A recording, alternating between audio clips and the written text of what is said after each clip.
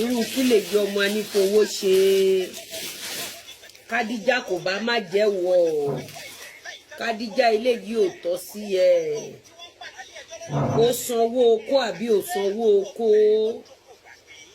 sórí tó bá wà nílé ọkọ ò múre tọ́lọ́ ń ṣe fún ẹ. I saw a comment there for yesterday. Someone said, Iyemesho, what if the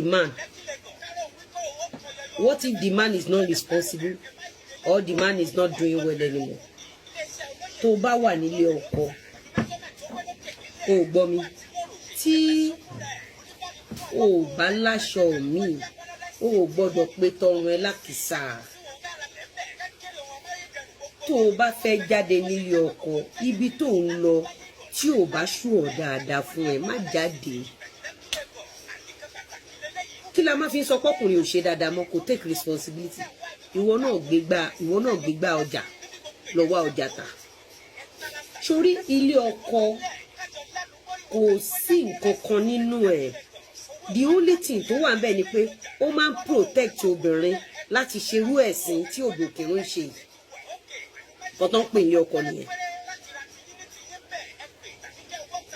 Kọ́tọ́ ń pè ilé ọkọ nìyẹn. Kò ń ṣe pé owó wà ńbẹ̀ àbí ìkọ̀kan ọmọ wà ńbẹ̀ ìfọ̀kànbalẹ̀ wà ńbẹ̀ owó wà ńbẹ̀ ọlá wà ńbẹ̀ tó o bá ti wá nǹkan tágbárí ò ká. Ọlá kò sí nǹkan tí ò sí ní ilé ọkọ àmọ́ sórí tó bá ti jẹ́ èèyàn tó jẹ́ pé o fẹ́ sáré àti là by all means ilé ọkọ ò ní gbé rẹ̀. Nǹkan tẹ́ ẹ rí tírú wá ṣe wò pé okay ẹ jẹ́ kí n settle down pẹ̀lú ọkùnrin tí mo ti wà pẹ̀lú ẹ̀ tipẹ́tipẹ́ torí kò sọ́kùnrin kan tó fẹ́ lọ mú ní èjìwá yìí ọkọlọ́kọ ló máa jẹ́. Ẹ má gbàgbé pé mo ti wà pẹ̀lú Mr. Lawal in his 30s. In his 30s, not 40s o. Mr. Lawal is now 54, 55. 30s lèmi àti wọ́n ti jọ ń bọ̀. Best caller. God bless you, sir. Ẹ ṣé tẹ́ pé wọlé. Má gbé yín sí speaker ni o.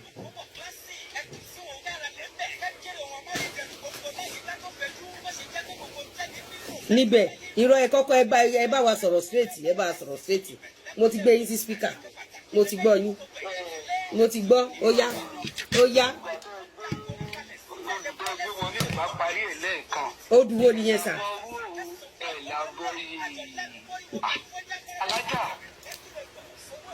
Nígbà tí nínú àwẹ̀ tí acid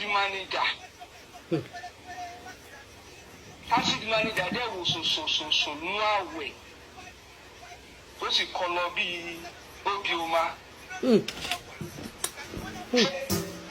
Ṣẹ́fídẹ́ǹsì ó wá ń sọ pé ọkọ mi tá ń gba sàdáàkì. Kan bàbá ìyàwó kan ìyá ìyàwó lọ́mọ 30 something 32 àdẹ̀sọ fún sẹ́ni gbogbo tí bá ń ṣe wọ́n náà máa fi ń kàn yẹn ń tà. Ẹ wo tòkè ọ̀hún gẹ́gẹ́ àwọn ẹ̀yìn ẹ̀sán ni àwọn ẹ̀yìn ọlámilẹ́kan ọmọ alájábí ẹgbẹ́ tiẹ̀ lọ́kọ́kọ́ lọ́bọ̀ ọkọ̀ tẹ̀gbọ́n tiẹ̀ lọ́kọ́kọ́ gbà. Ẹ bá ń pẹ́ ta ni trailblazer lọ́kọ́kọ́ gbọ́kọ̀ lọ́kọ. Òun kàn kọ́ lọ bí ọkọ ẹ̀gbẹ́ ọkọ sísá ẹ̀ ló ń kọ́kọ́ kọ́ lọ bí mọ́lẹ̀. Bẹ́ẹ̀ni ẹ sábọ̀ ọkọ ẹ̀gbọ́n ẹ̀ ni bàbá Tina. Yes. And they are good at twisting every evil. Bàbá kan pẹ̀lú. Àwọn òbí tí mo kó dé lànà bá. Ẹ wá wo ẹni tó ń pè é sí àti damage control kan ṣe láti àná. Wọ́n bẹ̀rẹ̀ lórí ásíìdì. Wọ́n lè nǹkan ló gbé wá.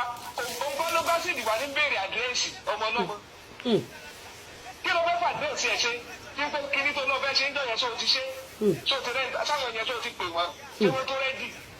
Kò rẹ́dì kò fẹ́ activate bí wọ́n ṣe lọ gbogbo ọmọ ọlọ́mọ jẹ́ ló ń béèrè àdírẹ́sì ibi tó ń gbé. Àwọn tó rò báwọn fẹ́ máa ṣe damage control wọ́n rò pọ̀ dé ní gbogbo wa.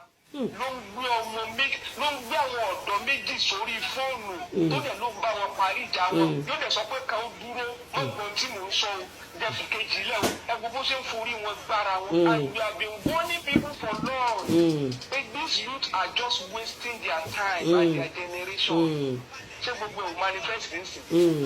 èyí náà gbogbo àwọn tó wá advice ẹ̀ lẹ́nìí tó ti jẹ́ followers ẹ̀ wọ́n sọ pé it's too much of why are you bringing family issue on social media nílẹ̀ Yorùbá lórí TikTok náà ti ń resolve family needs bàbá dẹ̀ fẹ́ yan ọba nílẹ̀ Yorùbá lórí TikTok náà ni orí TikTok láti yan ọba nílẹ̀ Yorùbá nìsín wọ́n mọ tú family wò nílẹ̀ Yorùbá ni tó gbọ́dọ̀ gbọ́dọ̀ yóò mọ flex muscle gbogbo wa la mọ history gbogbo tó bá jẹ́ personal issue gbogbo àwọn tó jẹ́ secret issues gbogbo àwọn nǹkan tó lóun ti fi àyè ẹ̀ sílẹ̀ jẹ́ ẹ gbọ́ ẹ mọ̀ bá mi play ìgbórin ìgbéyàwó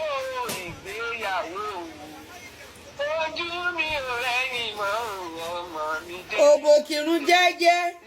ẹ̀yin èèyàn wa ẹ̀ mà ti gbọ́ àwọn ọ̀rọ̀ yìí tí Lizzy Anjorin tí ó sọ sí Ojú Abẹ nínú fídíò tí ẹ ṣe wò tán yìí ẹ ti gbọ́ àwọn èébú èyí tó fi ránṣẹ́ sí i lórí nǹkan tí ó ṣẹlẹ̀ láàrin òun àti ọkọ àwọn single mother. ẹgẹ́yìn bàbá wa àtẹ̀yìn màmá wa ẹ mọ̀ pé bàbá béèrè sàtífíkẹ́ẹ̀tì Bọ́lá sáárì dọ́là marriage certificate.